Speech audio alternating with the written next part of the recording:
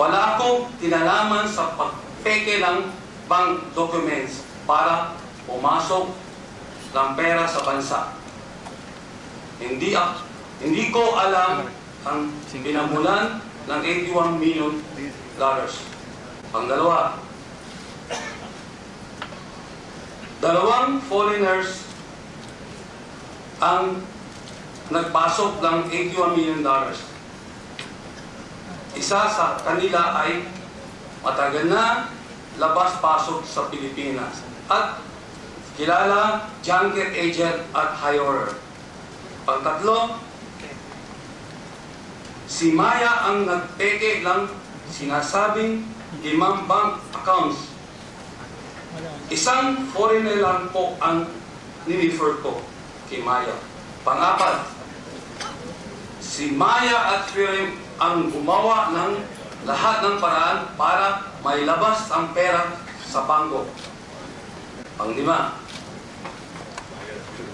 doon lumabas ang freeze order, pinigil ang paglaro ng mga players sa Midas at Soler. Sa aking pagkakaalam, may natitira more or less 40 million pesos sa Midas, more or less 100 million po sa Soler. $4.63 million